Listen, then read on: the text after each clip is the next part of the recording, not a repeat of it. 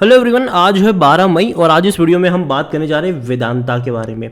देखिए, वेदांता का जो शेयर है वो 275 रुपये के आसपास ट्रेड कर रहा है। आज देखा जाए तो गिरावट है, तकरीबन 2-2.5% की गिरावट हमें वेदांता में देखने को मिल रही है।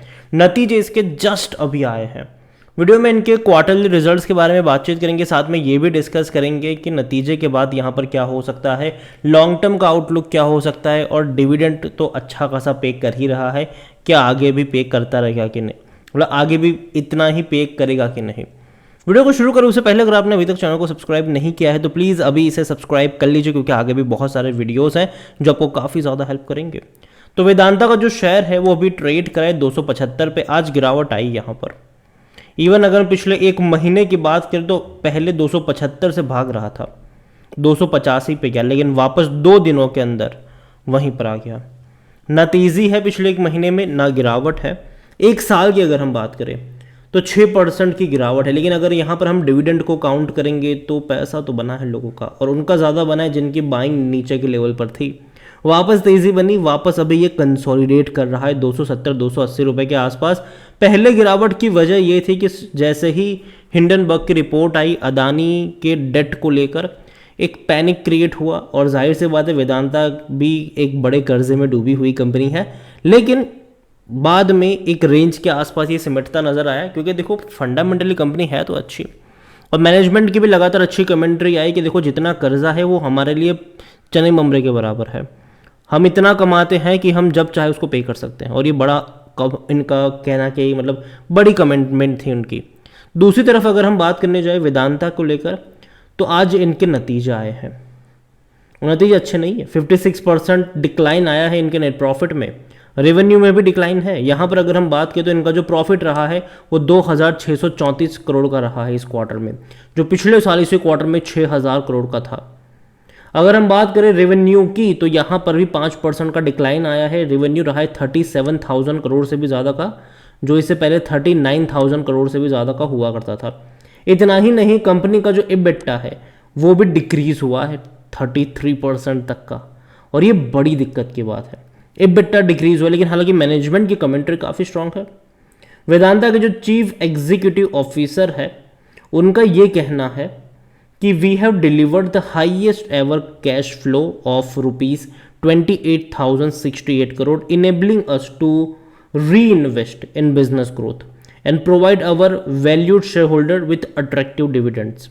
देखो, एक चीज़ ये है कि डिविडेंड देखो कंपनी अच्छा पे कर रही है, ठीक है, लेकिन एक चीज़ ये भी समझो कि उसके फ़ायदे भी है, नुकसान भी है। फ़ायदे ये है कि आपको पैसा मिल रहा है, नुकसान ये है यहाँ पर कि वो पैसा कंपनी के वर्किंग कैपिटल से निकल रहा है। वो पैसा जो कंपनी री इन्वेस्ट कर सकती थी बिजनेस के ऊपर और अपने प्राइस मतलब शेयर मतलब अपने रेवेन्यू को बढ़ा सकती थी। यहाँ पर अगर हम बात करने जाए तो revenue of zinc, lead and silver उनकी बात करें तो वहाँ पर 4% की कमी आई है। एल्यूमिनियम रेवेन्यू में भी तकरीबन 20% की कमी आई है। एंड कॉपर एंड आयरन ऑक सेगमेंट में थोड़ा सा अपटिक यहाँ पर देखने को मिला है। देखिए, अगर आप पिछले साल से कंपेयर करोगे तो आपको अच्छा नहीं लगेगा, चाहे प्रॉफिट हो चाहे रेवेन्यू, लेकिन पिछले क्वार्टर से कंपेयर करेंगे तो देखते हैं कि क्या हाल है यहाँ पर। देखिए, अगर हम बात करने जाए तो पिछले क्वार्टर में कंपनी का जो सबसे पहले रेवेन्यू था वो 34,000 करोड़ का था। अब देखिए डिक्लाइन था लगातार, 39 से 38, फिर 36, फिर 34। तो इस बार का जो रेवेन्यू है वो हुआ है 37,000, जो कि देखा जाए तो बढ़ा है पिछले 2 क्वार्टर के मुकाबले। अच्छी बात है, अच्छी बात है। लेकिन प्रॉब्लम आई है प्रॉफिट में। 3,090 करोड़ का प्रॉफिट था पिछले क्वार्टर में, इस बार उससे भी कम चले गए, 2,634 करोड़। तो कम आया है, पिछले साल से तो कंपेयर करो तब तो बहुत ख़राब लगेगा आपको, लेकिन एटलीस्ट पिछले क्वार्टर से भी कंपेयर करोगे तो भी अच्छे नहीं लग रहे इनके प्रॉफिट्स। तो ये दिक्कत की बात है, क्योंकि ये वो कंपनी है जो 7,260 करोड़ का मुनाफा कमाया था, फिर घट के 5,600 करोड़ रहा, फिर घट के 2,690 करोड़ रहा। लास्ट क्वार्टर में बढ़ा था ये, लेकिन अब वापस घट गया। तो ये कंसर्न है यहाँ पर। दूसरी ओर अगर हम वेदांता के बारे में बात करें तो पिछले एक महीने में 2% का ग्रोथ है, 6 महीने में 10% की गिरावट है, एक साल में 4% की गिरावट है, लेकिन अगर डिविडेंड काउंट करेंगे तो पैसा बना है। 3 साल में 200% का ग्रोथ है, बेहतरीन है। कंपनी के बारे में अगर हम बात करें तो इनका जो पी रेशियो है वो अभी भी कम है इंडस्ट्री पी से, ये एक अच्छी बात है। करंट रेशियो भी कम है इनका। आरओई भी देखिए पिछले 3 साल का तो अच्छा रहा है ROE. Low debt to equity ratio भी है। लार्ज कैप कंपनी है ये। मार्केट कैप अगर हम बात करने जाएंगे तो 1 लाख करोड़ से भी ज़्यादा का देखने को मिल रहा है। कंपनी के बारे में डिविडेंड की जहाँ तक बात करें तो मैंने पहले ही कहा कि अच्छा डिविडेंड पेइंग शेयर है ये। 12 रुपये 50 पैसे का डिविडेंड पहले पे किया, फिर 20 रुपये 50 पैसे का पे किया, अब दोबारा ये पे करेंगे। दोबारा शायद जुलाई महीने में पे करते ही आपको नज़र आ सकते हैं और अच्छा पे करेंगे। साल में 4 बार डिविडेंड पे करते हैं ये। कंपनी के बारे में अगर हम बात करें तो रिजल्ट्स आए हैं इनके, काफ़ी अच्छे रिजल्ट्स हैं। और जहाँ तक कंपनी के बारे में अगर हम देखें एन्युअली देखा जाए तो परफॉर्मेंस थे, क्वार्टरली भी देखें तो परफॉर्मेंस बेहतर नज़र आए हैं, लेकिन जो रिजल्ट्स आए हैं इस बार के वो उतने एक्साइटिंग नहीं है कि आपको ख़रीदारी करने पर मजबूर कर दे। अगर हम बात करें शेयर होल्डिंग की तो प्रमोटर के पास 68.11% की होल्डिंग है। प्रमोटर की सारी होल्डिंग गिरवी है, लेकिन अब चेंज होएगा, क्योंकि कल या परसों मैंने वीडियो बनाया था इसके ऊपर, वेदांता के ऊपर, कि कैसे प्रमोटर ने बहुत सारा पैसा चुकाया है और गिरवी रखे हुए शेयर को छुड़ाया है। 70,000 करोड़ की कीमत के शेयर्स जो गिरवी थे उसको छुड़ाया है यहाँ पर, और ये बड़ी बात है ये। तो यहाँ पर अब नेक्स्ट क्वार्टर में आपको बड़ा चेंज देखने को मिलेगा। 13.73% की होल्डिंग है पब्लिक के पास। यहाँ पर एफआईएस के पास 7.88% की होल्डिंग है। 0.45 म्यूचुअल फंड के पास है। 9.75% इंश्योरेंस कंपनी के पास है। ओवरऑल वेदांता अगर मैं बात करूँ तो कंपनी मुझे अच्छी लगती है, ठीक है, लेकिन तभी जब ये सस्ता मिल रहा हो, जब शेयर सस्ता हो। अभी जो रिजल्ट्स आए हैं, अब ये नहीं कह सकते कि आपको ये रेंज पे खरीदारी के मौके मिल रहे हैं, जी नहीं, बल्कि मुझे लगा कि अब थोड़ा सा करेक्शन बनता है यहाँ पर, क्योंकि नतीजे जो है वो उतने अच्छे नहीं हैं, उतने अच्छे रिजल्ट्स नहीं है यहाँ पर।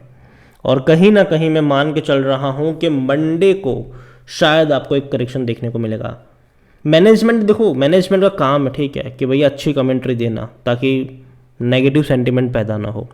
और मैनेजमेंट की कमेंट्री देखोगे तो अच्छी लगेगी आपको कि यार हम ये करने वाले हैं, वो करने वाले, इतना स्पेंड करने वाले, उतना स्पेंड करने वाले हैं, अच्छा लगेगा आपको अगर आप सुनोगे तो यहाँ पर। लेकिन फिर भी एक फैक्ट है कि नंबर्स में वो दिख नहीं रहा, तो शॉर्ट टर्म में गिरावट आएगी। और हाँ, कंपनी अच्छी है, लॉन्ग टर्म के लिहाज से बेहतरीन कंपनी है, पोर्टफोलियो में शामिल करने लायक कंपनी है जब सस्ता मिल रहा हो। अगर यहाँ से और फर्दर 10 से 12% का करेक्शन देखने को मिल जाता है तो डेफिनेटली मुझे लगता है कि खरीदारी करने के मौके बन जाएंगे वहाँ पर।